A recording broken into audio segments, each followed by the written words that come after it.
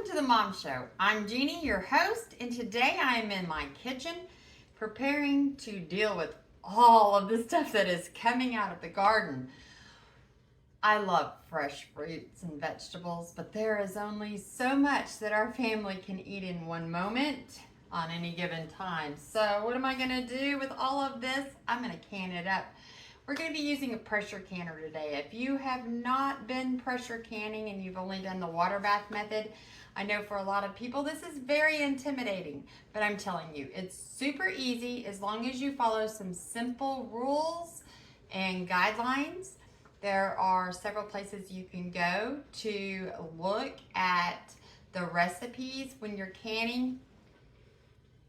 There's not a lot of room for like improvisation just because of safety things, but it's really not as hard as you think it is, nor is it the scary thing that people make it out to be. I have never once had a canner explode on me. I have never I've had a lid pop off of one thing just last week when I was working on fair submissions, and it did give me a nice burn on my wrist from molten lava jam. And it was my fault. I should have never messed with that lid while it was pressurizing. It was in the process of sealing down and it exploded. So that's on me, my stupidity, my impatience is what it was. So lesson learned, I won't be doing that again. I'll leave those lids alone and go back and clean them after they're completely sealed and cooled. And that would be the main thing, that you need to know is this stuff is really hot coming out, but it needs to be in order to kill any bacteria or contaminants. Understand that every time you go buy a canned food from your grocery store, they are pretty much using the same method. They're just doing it in a tin can or the aluminum cans, right? You're using glass jars and lids that seal. The science, because let's science the hell out of this, is all about creating a pressure and heating the product all the way through so that it kills things. The purpose of pressure canning is because when you use a boil method, hot water, you simply cannot reach temperatures high enough to eliminate potential dangers associated with like meats, low acid. So if you're using high sugar, high acid, you can use a water bath. But when you are using low acid or proteins and starches, you absolutely must use a pressure canning method. There will be people that tell you you can use a water bath, and that is your own personal prerogative. If you'd like to try that, go ahead. It's your food, your choice. However, I personally go ahead and switch to a pressure canning method when I am doing anything that's not a pickle, a jam, a sugar preservative, something like that. When I am just doing a salt water or I'm combining those things with a starch or something like that, I go ahead and switch to pressure canning. So today I am doing a mixed green of kale and mustard and collard greens. Primarily because yesterday I went to start cleaning the garden out to trim things back and get ready for our fall plants that would go in, winter crops. And I ended up with almost 7 pounds of greens, just trimming things and, encouraging more growth. And 7 pounds is a lot. It's a lot. So it's more than I could ever put in a zuppa or, crisps or anything like that. So I want to get this in a can because when you season it properly and you can it up, good old southern mixed greens, there's nothing that can be beat, especially on a cold winter day. So you're going to start by pulling the stems. You'll have a woody stem up any collards and mustards, especially some kales. Just strip it back, okay? Toss it out, no big deal. You're going to take the leaves after that, wash them all up really well, and then we're just rough chopping this down.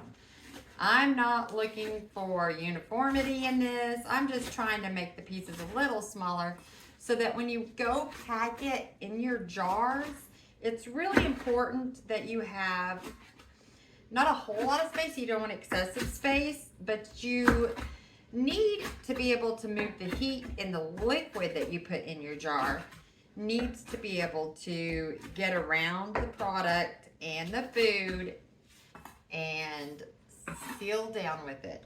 So just by chopping it up into small batches like this, then we drop it in a pot with some hot water that I've already got going on my stove.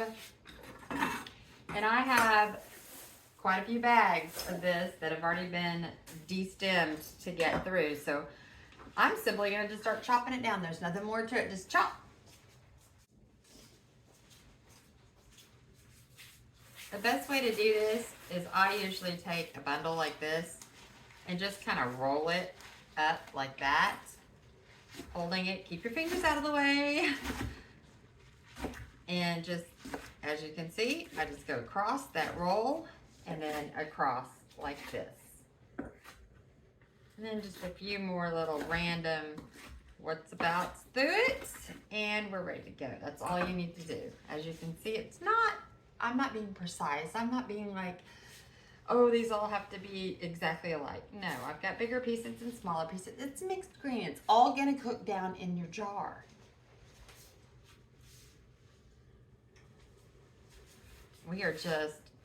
I've got a huge stock pot. Get this and roll it up. Chop, chop. There you go. You've got it. It's not hard. I just know that, I know exactly what is in this food. It's high in iron, which I tend to run very anemic to the point where I have to have infusions of iron at times to bring the levels back up to a safe level. And the more that I can get of a non-heme iron into my diet in a way that's easy for me to digest, all the better. Okay, so let's take that to the pot and I'll show you. And see, we're just filling our pot full of these greens. I've got about half a gallon of water in here, and it's just water. I haven't even salted it yet. And I'm stirring these down, and as they cook, they will reduce just like your regular greens. They're gonna come down in volume very quickly, allowing you to just keep adding more to it. We'll go through and add some seasonings and other things here in a bit. But right now, I'm just boiling them down. I'm not worried about cooking them. If I pre-cook them and they're hot, it's less time I have to do in the jar, pressuring it. But also, the other thing is that the greens reduce a lot. So what you'll end up with, if you try to raw pack this, that means putting it in a jar without like blanching or cooking it first, is all these greens are gonna pack down. They're gonna cook and shrink and release their juices, yes, but in that jar, you're gonna end up with this much product and like that much water. And that's not what you want. You want to open a jar and have food in it, not just, 3 bites. So this helps eliminate that problem also. And I've got some that's already cooking down, and you don't need to like cook it all the way through. On greens, if you're doing them like to serve, you would cook them for hours and hours, and you do a lot to get the bitterness out. But by pressure canning, it goes really fast, 1, and then 2, all your seasonings and everything that you would normally do in the pot go in the jar. So when you open that jar, you really just have to reheat it and serve it. You're good to go. You can always add other things after too. If you don't want to season your jar, you can just do salt water. So let's go and get the rest of these cut up in this canner, and then we'll show you getting them in the jar. And the kind of country we can be and should be, like the audience is crap. Like they could not take their eyes off. It was like a very, very powerful place to be for that country. It was like he had the audience in his hand. Just the thing I'm saying to you is, and this is true of every lot of big like investment, is that most politicians, particularly Democrats, particularly in the Trump era, operate in the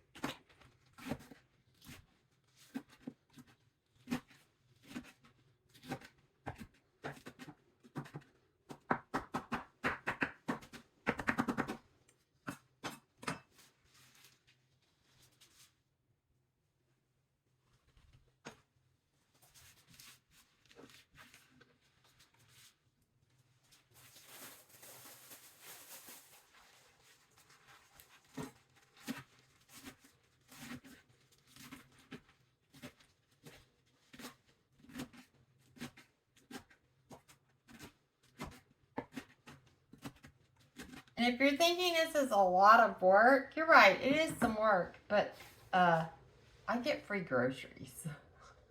Like literally, the seeds, you buy them once, you're talking a couple dollars for a pack of heirloom seeds. And I literally can have seeds for life. And it's water, dirt, and sunshine. And I have groceries forever. Once you buy your jars, you reuse them. You can get lids to replace, or you can use like Tatler reusable lids.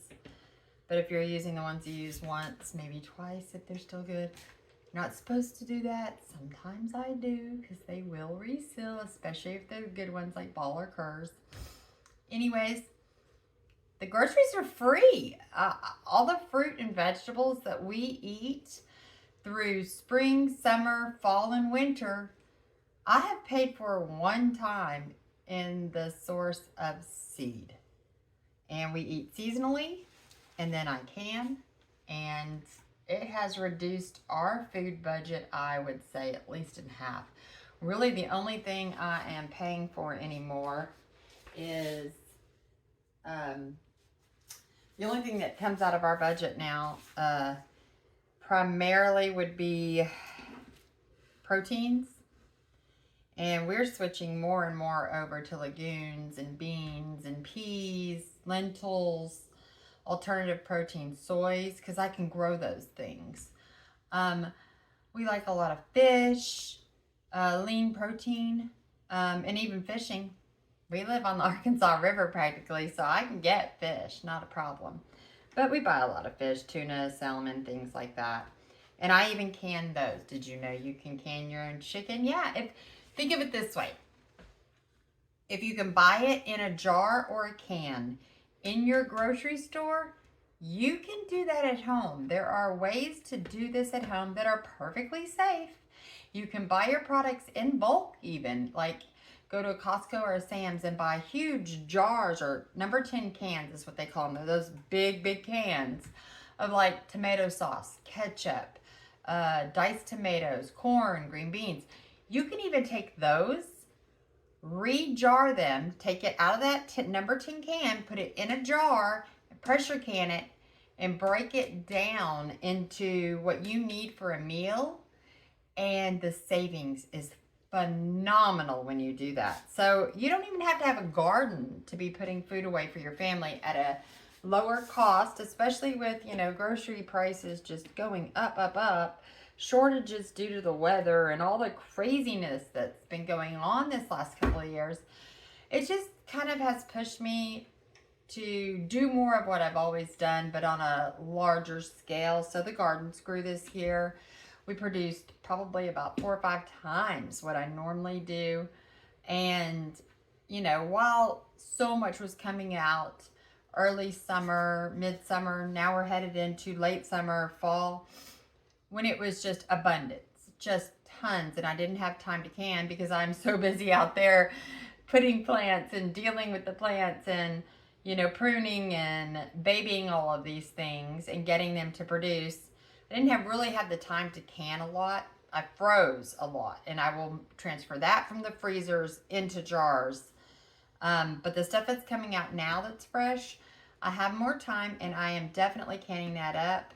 So the surplus we gave away to neighbors. I love it. I love just dropping off, bags of produce randomly to my neighbors. They love it. I love it. It helps, I guess, quell the, oh my God, your yard is crazy with all these gardens in the front yard, in the backyard, in the side yard. I don't want to grow grass. I want to grow food for my family. And there was a little kickback at first, but it's okay because by being generous, by helping, feed my family, feed my neighborhood, I have found that the neighbors are more like completely supportive now. They're like, oh, wow. I mean, why don't you set up a farmer's booth? Things like that. And I've thought about it, but, I could sell the produce.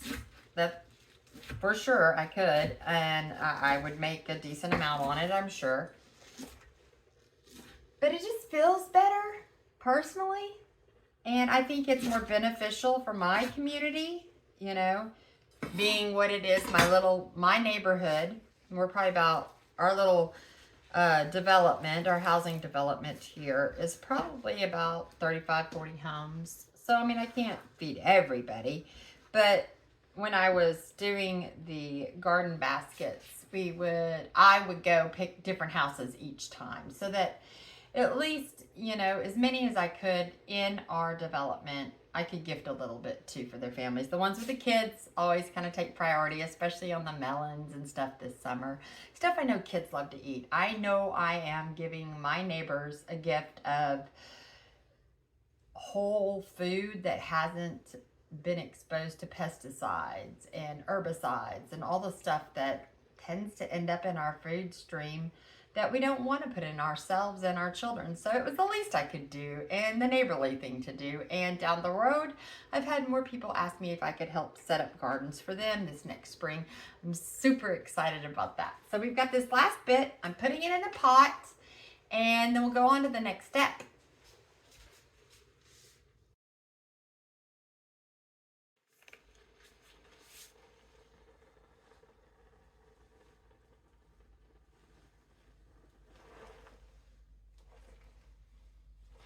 And this is all going to reduce down. I love these big wooden spoons.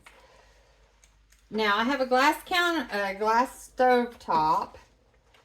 Traded the gas for this, and now I'm not sure if I made the right decision, but it is what it is. And they say you shouldn't can with the pressure canner on a stove on a glass top, but that is really from the older canners, or the older stove tops, the glass ones that used to be up there, really couldn't handle the weight of a pressure canner, especially the big ones. And if they rocked or something, it could, or setting it down, picking it, could shatter your glass top. I haven't had that issue with this. I'm very careful. I do not put product in my pressure canner before I put it on the stove, and I only put the water in after I have it clean and on the stove and ready to go. So that avoids me from having to worry about accidentally dropping it and shattering this top. So these, as you can see, they cook down really fast and they're green. See? The ones that were under that are a little more like that purplish green there. Those are ones that are cooking or half cooked. All right, we're gonna need some more water this, because I'll use the same water to can with. So there we go. I'm just kind of filling this pot up. And I am getting it knocked down.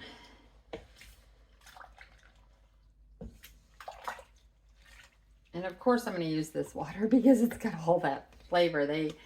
Pot liquor is what they call it.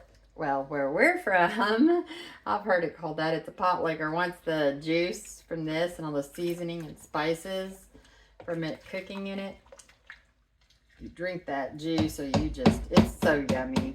It really is its own, like, entity. All right, so we got this going. Now, as far as seasonings go, yes, when Walmart marked them down, I grabbed, like, every one they have because I love this. It's Eat Your Greens. They also have Eat Your, oh gosh, he's got a whole line of it. There's like yams and beets, and there's a whole bunch of this. But the Wiley's Eat Your Green stuff, oh, so good. It turns this stuff into magic. What all's in it? I don't know. It's spices, seasoning. I know there's some brown sugar. Traditional Southern greens have a spicy and sweet flavor to them. Sometimes they can be bitter, and that is part of the seasonings we use in it, is to drive out that bitter flavor. So I put this in. And when you do, if you are using a pre-made seasoning, you need to check the back of the ingredients for like cornstarch and starches. Cornstarch isn't really necessarily going to hurt your product though. What you don't really want is like I would say you really don't want like a lot of flour and stuff like that necessarily. Not that it'll really, we're pressure canning, not water bathing anyway, so it's not going to hurt it. But the cornstarch, if there's in there to thicken, it won't hurt it. We use that in pie fillings and stuff anyways, so we've got that in. And I mean, for this many, I could probably use double the amount of seasoning. But just like pressure canning any other food, when you use a pressure cooker, I'm sure all of you have like the Instapots. You know how it infuses the flavor into your food when you put it under pressure? It's going to happen in this jar too. So do not over season. You can always add seasoning after you take it out of the jar and warm it. You can definitely do that. Now, we've got this pretty well going. So I'm going to stick a lid on it. Scrape my sides down, knock this off my spoon. And I am just going to let this simmer here for just a little while longer, probably for about 20 minutes. I just really want to get the product hot. Internally, I want this to be a nice hot liquid. I want my product, my greens, to be hot. And my jars will be hot. They will go in my canner so that I can bring it up to heat, up to pressure faster, and ensure that everything inside of that jar is going to reach a safe temperature to kill any bacteria, and bring that lid down, seal it, and it'll be ready to sit and go in my pantry for this winter. Okay, if you're ready, you've got all your greens chopped up. They've been blanching. You're ready to go. I've got mine right here in my pot. It's hot. But see, they're all nice and yummy. Ready to go into the jars. Now, I have new jars. They can get expensive. That is true. Let me give you a tip. Estate sales. Because of our... Well, it would be for me, it'd be my grandmother's generation. They can so much, especially if you're in a rural area. Estate sales, garage sales, check the marketplace, Craigslist. If you can get secondhand jars, they don't go bad. It's not like a perishable. What you need to be looking for, though, if you're getting used jars, and by the way, some of them, the older ones, are so cool. I'll have to pull out some of my grandmother's jars that are like quilted, like the ones they're reproducing now. I have some really old ones that are amazing. You just have to be careful and watch for like lead and stuff. But those are like way, way back. And those jars, they're pretty rough by now, I bet, unless they've been stored in someone's root cellar and never used. But for purposes of this, you can get jars anywhere. You know, it's farm stores have them, grocery stores have them, big chains have them, bulk stores, club stores, pretty much everywhere you can get jars. What you want to look for, though, on used jars, you're looking at this. You don't want any cracks or chips. Look at your bottoms. Make sure that there's no cracks or chips, because in a canner, I have had breakage. If you have a manufacturer flaw or it has a crack or a chip, this whole bottom can separate out. And that just makes a huge mess. More than anything, it's a pain in the ass. So, and you don't get a good seal if your rim has chips and little cracks. So make sure you've got a nice clean edge. As far as cleaning them goes, this is definitely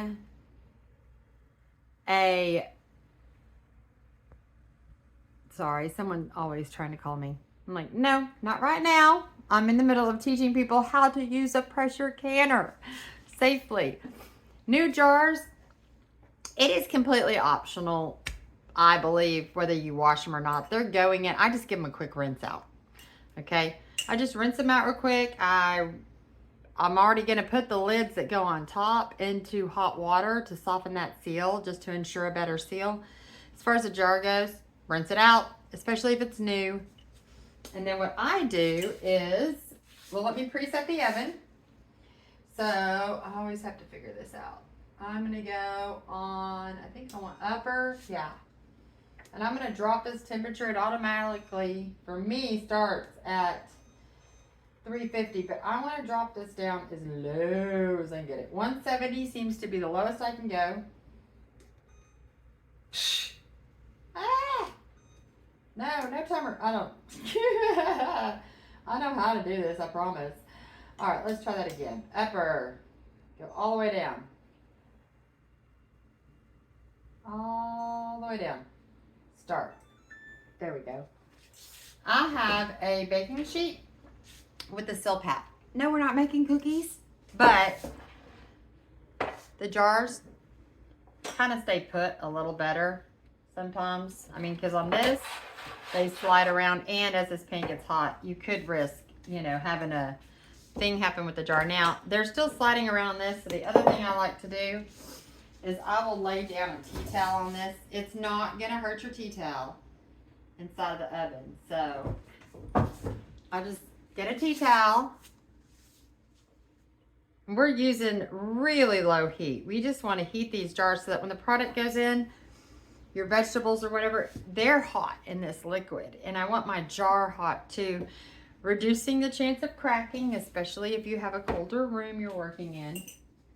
And it just helps get them warm. If you got it hot enough, it would actually sterilize them too. So kind of work as an enclave sterilizer. I'm hoping 2, 4, 6, 8 jars. Maybe not. If not, it's not a big deal to pop some more in there. But let's start with these 8. On this sheet, just like this, I'm going to pop them into my oven. And I am going to stick them in here. And I'm just going to let them go. They're not cooking. They're just warming through and staying kind of like sterilizing. So, oh, well, never mind. It's going to have to go to the bottom. They're too tall for my top. Like I said, I am not completely sold on this oven yet. I don't know. I don't know if I love it or not. Upper off. Let's go lower then. Let me make sure this rack. I mean, it's nice having. It is really nice having 2 ovens. In one, it's like having a double. But what I can fit on top is so limited because it's like this much room. And then the bottom one, you get the 2 racks, and just don't even get me started on the goofiness of what the convection versus regular and what it does and doesn't do when you're baking and how it has screwed some things up really badly. All right, anyways, I digress. Okay, so we need to go to lower bake and drop this as far down as it'll go. Which one again, once again, is 170. Start. Okay. Now I'm going to pop these in this bottom rack. And I'm going to set them there. And I'm just going to let them on. Now, pressure canners. Here's what it's all about. I have had this one. It is an All-American pressure canner. That's pretty, isn't it? I have had this thing for the better part of 10 years. 15 years. Yeah, I got it for a 10-year anniversary. That's what I wanted because I'm that kind of girl. I think I've been using a Presto before that. It is one solid piece. Here, hold on. It is cast and not like welded or anything else. As you can see, it is one solid piece. And it has like, it's thin. Hear it? Ridges. That helps the product, the water boil through and the even distribution of heat through this thing. Then these you can buy just about anywhere. Get more canning goods. You want that in the bottom. And let me explain this. On the back side of this, you have vent holes. You need to make sure those are clear, which I usually do a good year check because I have a lot of minerals in our water here. We have a whole lot of minerals in our water, even our city water, and it tends to clog things up. So I do check my vent. This is your vent. And then Americans come with dial gauges, and then you have weighted gauges. I should have mine right here. I keep it around. Here we go. And you have a weighted gauge, okay? And on this weighted gauge, you can see it's gonna have 5, 10, and 15. That's telling you how many pounds are on this thing. So really, if we're doing 5, you just set it on the 5. And I'll show you how to do that. It's really easy when you use these. And I tend to go by both. Let's see what, oh yeah, I was gonna tell you, I'm using, on the guidelines on these greens, I'm actually using the National Center for Home Food Preservation, University of Georgia, okay? It is an approved guideline. It's even accepted by county fairs. So like when you go to do submissions for county fairs, you have to, a lot of them have you specify what recipes or canning methods you used and what you followed to do it. Ooh, that's my, it does sing. I guess that's a plus. Oh, it's a joyful sound when it's ready. Anyways, it is again National Center for the National Center for Home Food Preservation through the University of Georgia. Okay, it's online. They have actual like full canning manuals you can print out if you wanted to have a hard copy. I think you can even buy a copy of the whole shebang from them. But they list by like food types. So if you go under pressure canning, or actually you just go under the food group, and it says spinach and other greens. And when you open it up, it tells you how to prep it. If there was like a recipe, and usually like relishes and stuff, they'll have recipes for those. But on greens, it tells you what you need to do. Blanch the greens, any green. It is a hot pack method, which means the product's hot, the jar's hot, and it goes in a canner and gets hot. We'll go over cold pack when we're doing something cold. Yeah, it's a different method, but it's even easier, less steps. Headspace, that's a key. All right, headspace. This is a jar, obviously. These rings right here kind of tell you where you're at. If you'll get a ruler, if I get a ruler, I got a ruler. Do I have a ruler? Oh, I think I got a ruler. If I don't fall and break my neck. Oh, yeah, I got a ruler. I always have a ruler around somewhere. Okay, these. See that ring? It reaches 1 inch. It makes it kind of easy to figure this out. That's 1 inch. From here to here is 1 inch of headspace. So when they start talking about a 1/4 headspace, that really is, if you turn the jar here, that's about 1/4 on this ring as it starts to close off. That's 1/4. If you go to the side that's like this, you're going to find this is 1/4, there's a 1/2, there's 1 inch. Okay? So if you look by your jar, you'll start to recognize, even though it's at an angle coming up to do that pattern, you know that if you're turning right here where they start, that's 1 inch, that's 1/2, that's 1/4. You don't need all the fancy tools that dip and do all those, oh, it's going to go down and show me exactly. Inch, 1/2, 1/4. And those are pretty much always going to be your headspace rules on this. It's that easy. Next thing we're going to do is lids. They need, like I said, I like to preheat mine.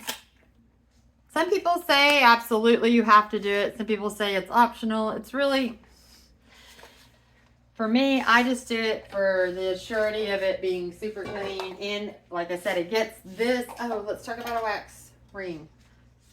Wax rings. See, it doesn't have an indentation. Your jar is going to make a line in this, but this is a sealable spongy wax. It needs to be hot. Okay, you're good. The other thing you're going to need is, I've got several, but this is pretty much what you might want something to pull them out. Now this one I like because it's like a spring load, and since these jars can get kind of heavy, that helps, and the grip on it is just nice with my hands since they tend to They can get goofy from MS from time to time, but we don't let it slow us down, not at all. And then you're gonna need something to fill your jars up with. This keeps the outside clean by sliding in top of the jar and then the product goes in. It just keeps it cleaner. Now, haha, I love this thing. If you haven't yet gotten an electric kettle, maybe you're thinking, well, I don't drink tea, why do I need an electric kettle? Because when you're going to boil a pot of water, to already have it done in like 30 seconds in this speeds everything up. Plus, you'd be surprised how many times something calls for some warm water or hot water. And the electric kettle is brilliant for it. Watch, that thing will be like boiling in a second. I love it, I love it. I love it. It makes life so much easier around here. The other thing you'll need is some water for your canner. All right, let's do this. So I'm going to take you and back up so you can see what I'm doing a little bit better. And yes, I'm still undergoing the kitchen remodel. At some point, I'll get it all done. For now, it is what it is. We're in a state of in between. The door needed to be fixed and put back up, but I think I'm reworking those. Anyways, that's a whole nother playlist of how-tos, home remodeling, design, decor, all that, you know, laying tile, hanging tile. Yes, I did all the tile work. Yes, I even built the cabinetry that you see behind me. I'm not thrilled with my countertops. They are concrete. I want to resurface them completely. I'm going to do something really cool to them. You'll want to check that. But yeah, everything else, everything in this kitchen I've done. I like to build stuff too. What can I say? I'm a DIY kind of girl. All right, canning. You will see if you're using this, the one thing I love about it, oops, there's my weight. The reason I love it, there's no bands, gaskets. Some of the other ones, you have to have this like rubber band gasket ring that goes on it, and those can wear out, and then you need replacements. This one, it is designed to fit, and boy does it fit. If you happen to get it stuck, wait for the pressure to go down all the way. That's usually your problem, is that the pressure isn't completely on and it's holding it on. I'd wait a bit. Don't ever fast cool it. You could crack it or warp it. I've heard of people trying to use screwdrivers to get up under this edge and pop that pressure. I just wait for it to completely cool with the jars inside anyways. I've never had one get stuck. That's all I can say. Never had it get stuck. Try not to drop it. Be careful with them because they are, you know, sensitive with the gauges. And if you get gifted one or you find one secondhand, your extension office, your ag extension office, which most counties, look at your county directory and find the USDA ag office or your extension office. They will test your pressure canners for you. I know, cool, huh? They'll also test your soil if you're gardening. Let you know what's going on with your soil so you can get it conditioned out, because good soil makes good food, right? We know that. Hey, this pot is coming up to boil. I told you. Love, love, love, love this. I think I got it. That one I think I got at Hobby Lobby, actually, because I didn't want to wait on one from Amazon. Wasn't 20 bucks. I use it every single day. It's crazy. I warm thermoses up for the kid or the husband or whatever before packing hot foods in them, so it stays hot by the time lunch rolls around. That thing. Yay. So easy. So we're getting some warm water. I need to get these warm. Yeah, that's there. That's good enough. I'm just going to pop this right in here. Doesn't need to be boiling, just warm. Turn the kettle off. Actually, I'm going to turn it on because I think I will have a cup of tea here in a minute. All right. We've got the canner. It's clean. It's been wiped out. Don't use like harsh detergents or anything. Don't scrub it too much. You shouldn't have to unless you have a break. My vents are clean. Everything's good. Right? Right. So we're going to set this aside. Make sure this isn't too hot. Nope, we're good. I like to can on this burner. I just prefer to have this space open to work on and this space to come from this side. Next thing to do is to get our jars and begin filling them with product. So I am going to get a tea towel and let's put some product in a jar. I know my floors are horrible because I have had the worst time picking what I want for flooring in here.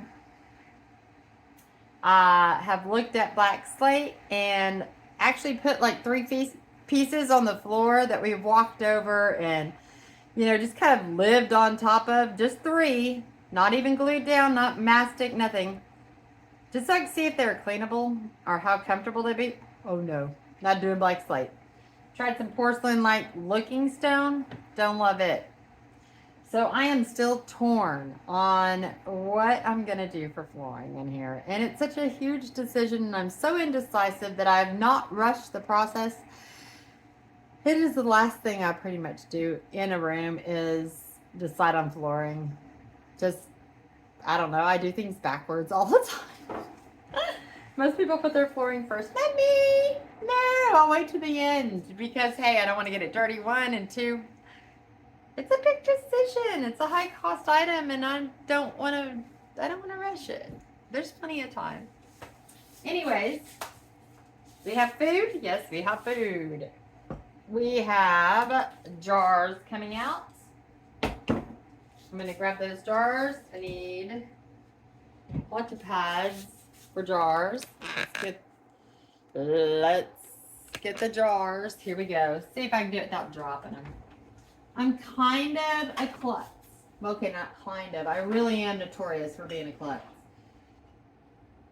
So I do things overly cautiously because, well, my klutzy mistakes end up in like, you know, if I just figure it out. I don't know. 3rd degree burns. There it is. Yeah. My klutzy things like, oh, I don't know, chainsaws. They're just staples, right? Chop saws. Yeah. My klutzy mistakes can be dangerous. So I have learned to try not to get in a hurry and take my time doing things because of it. Oh, see? That pot. Oh, look at that boil. It is boiling. Love that. All right, let's fill some jars. I don't know. Are you nervous? Don't be nervous. It's easy. All right. Moving this over. And see, they're just warm to the touch, okay? They're not super hot. You get this, and I know I'm probably gonna need this. And then we'll get a ladle and ladle juice in. This goes in here, like that. And then I really am just gonna pull right into it.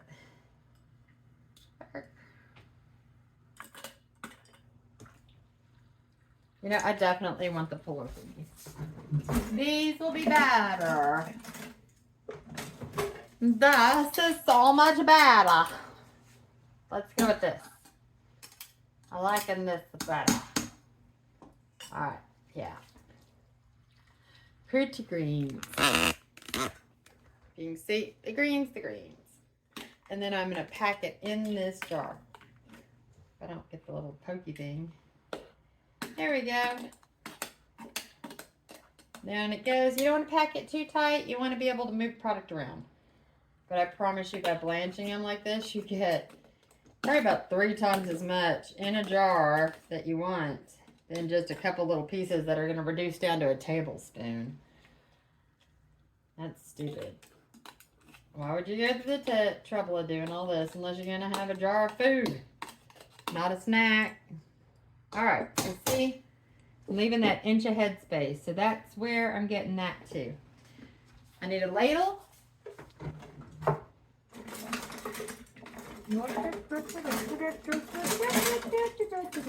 Here it is. Using a ladle to get the liquid. And this is the liquid that I cooked in. See? Yay. Let me get something to pokey poke. I like using chopsticks for this. We have quite a few of them in our house anyways. So I'm just making sure here that the liquid is getting down in it. There we go.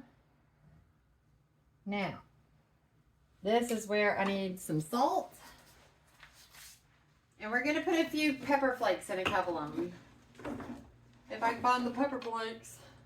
I know I found them. There they are. And I have canning salt. You can use regular salt if you want. I prefer canning salt. Okay, and I would avoid the ionized salt. Just prefer not to use that. But that's personal for me. You do you. You absolutely do not have to follow any of my suggestions. It is a free world. You can do what you want. It's your kitchen. There we go. I'm just putting that much in it.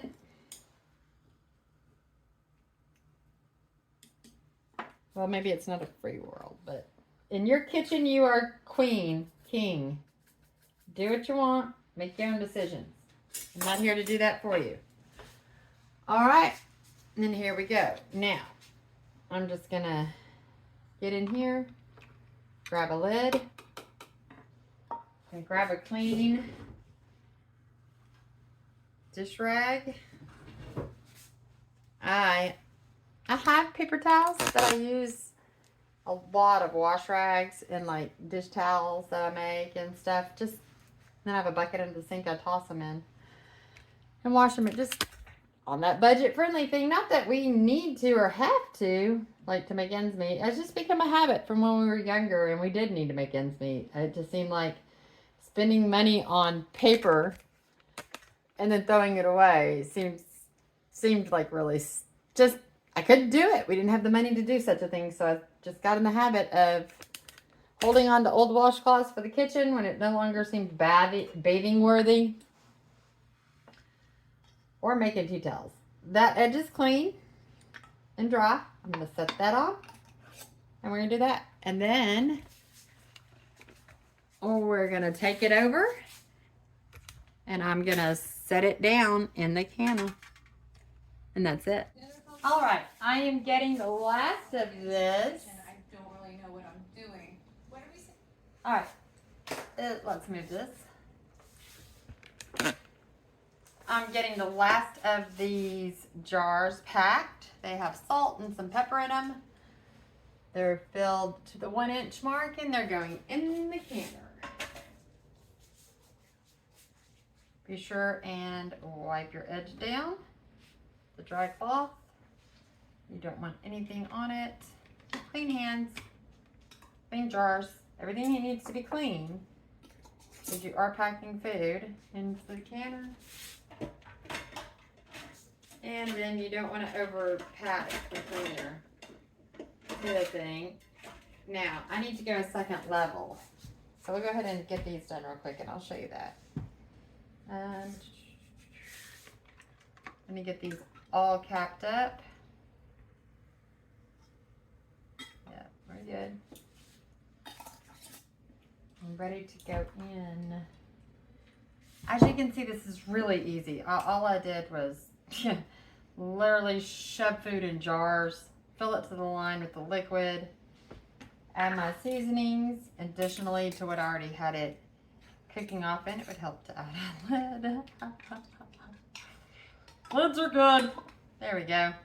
And as far as how tight the band, don't wrench it down. Don't like, it's just what they call finger tight. When you can't really, without pressure or force, twist it anymore, it's tight enough. And when you store these, you don't store them with the rings on anyways. So you will end up with boxes and bags of rings if you're buying your own jars. You just do. And then throw out anything that gets rusty or goofy. You'll always have enough rings. It's lids you always need more of. You don't have to wipe them off, I just am. These jars are going to be a little warm to the touch, but I needed another layer. I believe somewhere I have a ring. The second one. I don't know, I don't, but this is what I use when I don't. Ah. I know it seems crazy, but my tart pie base, I set that on top of the other cans in the canner. You see it's the way it is now. I've got this full. And All American makes several different size canners, of course. But I just want to stack this. Like this. And there we go. Now they'll be secure. The key is you need this to go on unobstructed. It can't like get in the way of it. See? We're good. Right in the center. All right. We don't need to fill this all the way to the top. It's a pressure canner. You just need about enough water to go to the base.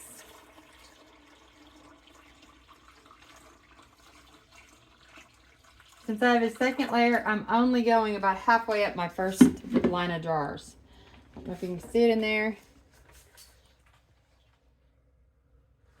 So it's not, don't fill it all the way above the line. We're not water bathing. If you're water bathing, you know, you're supposed to put it, there's two thoughts on water bath on how high to fill it, but that's another story too.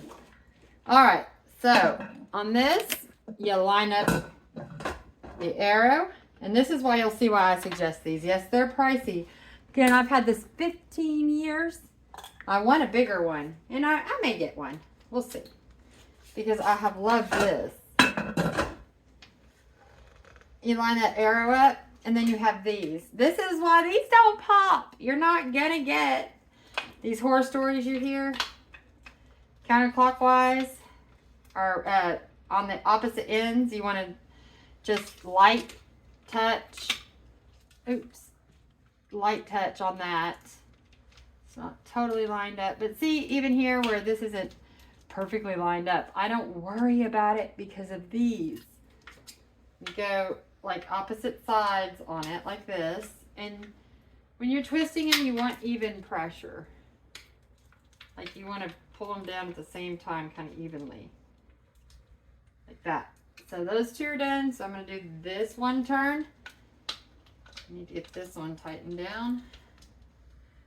One turn, turn, turn, and turn.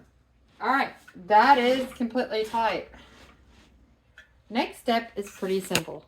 I'm gonna turn this on, all three burners, and I'm gonna bring it to medium-high heat. My goal is this is gonna vent.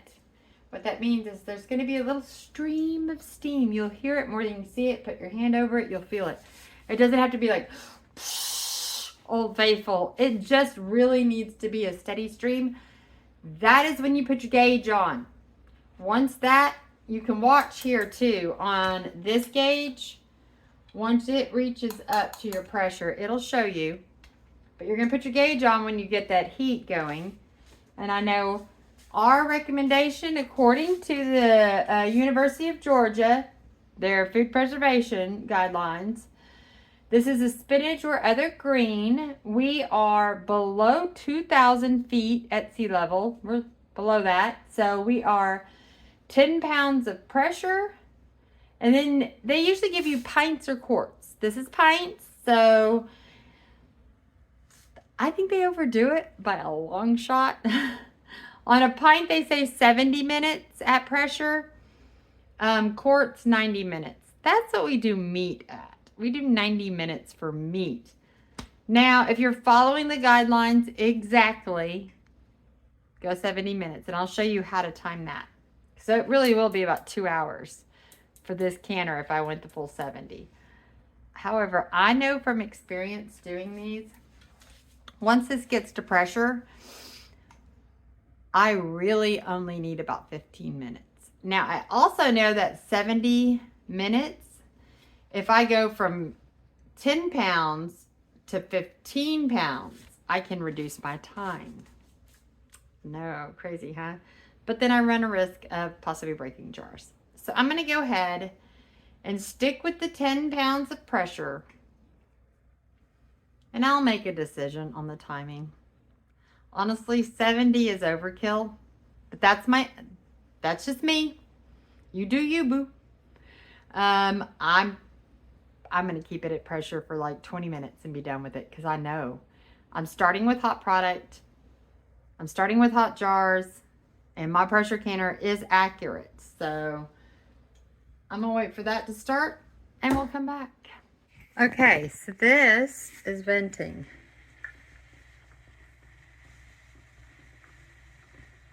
Do you hear it? Can't really see it, but I can feel it.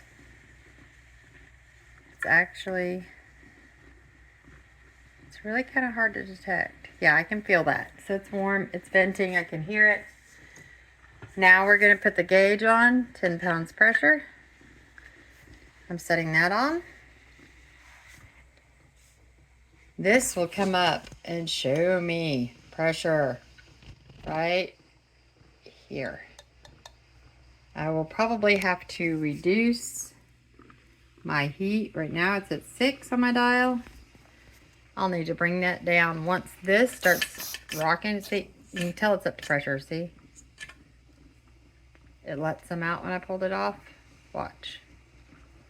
Normally you just leave this alone. You don't touch it, but hear it? Okay. So as soon as it starts rattling, it'll go. I'll know where we need to be, and that's when I start timing.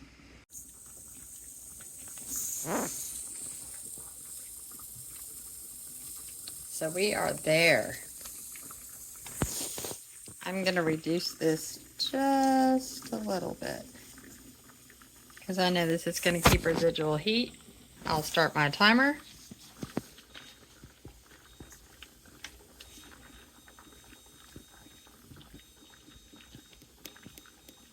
I'm going to go ahead and go 30 and start. That's all I got to do, and I'm just going to keep an ear out for that. I want to hear that noise. What I don't want to hear is this thing going crazy. It should rattle every few minutes. I just don't want to hear it going nuts. And as long as I'm holding at 10, I'm good. This is good.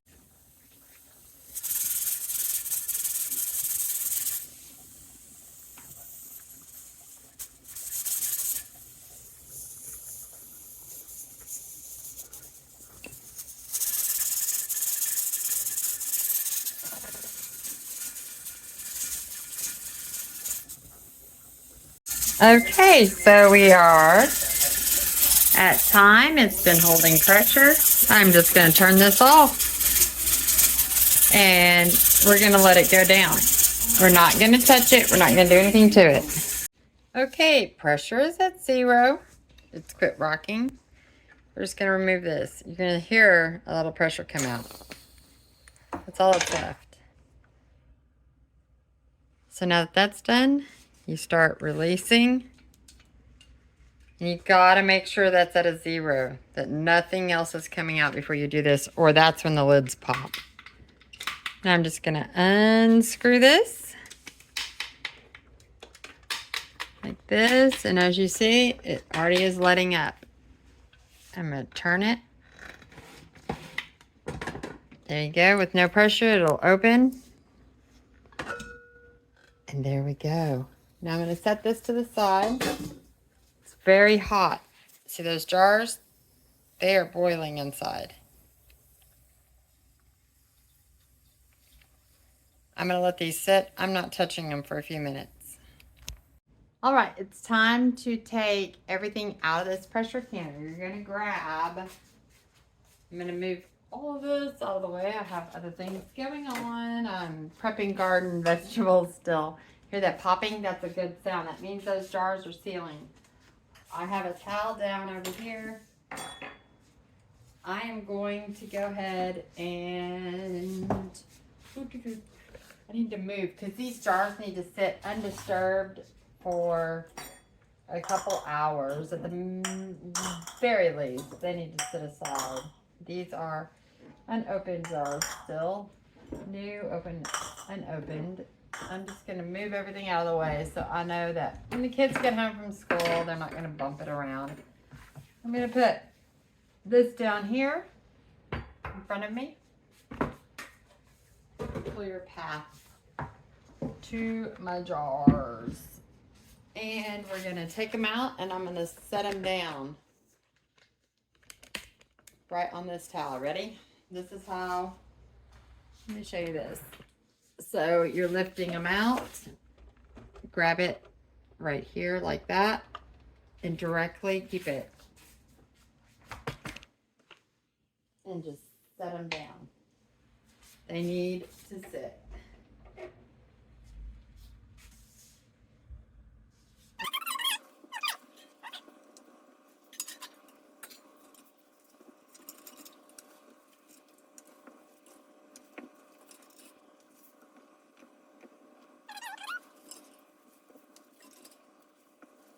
One more after this.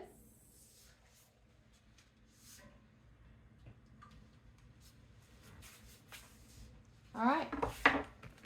I'm gonna leave those in place undisturbed for at least 8 hours, 8 to 10 hours. All the lids, you'll see the little bump on the top. It'll sink down. Once that's done, I'll go through, wipe them all down, make sure they're clean. Label them with what is in the jar and the date I packed it up, and store it on a shelf in a cool, dry place. And I'm done. That's ready. And at any point that I want it for a meal, I just pull a jar out, heat it up, add whatever else I want to them. And it's a meal. It's done. Easy peasy. See, that was not hard to do. And while those were in the canner, I was folding laundry, starting another load. I have been shelling peas from the garden, getting ready to put those in jars. I'll probably do the next batch will be mixed stuff like peppers and carrots and some peas and beans and all of the things that I have, okra, some pickles. Oop, that ping you heard? That's what you want to hear. These little nubs they have like a little bitty arch on them. When they suck down, they ping. That means the jar is sealed, and that's what we want to hear. And it's pretty much music to my ears when I hear ping, ping, ping, ping, ping. All right, well, that is canning greens. So if you like it and you followed along and you found it useful, come on back. I'm always canning, sewing, cooking, gardening, building. I'm just doing a little bit of everything. Bye. Have a great day.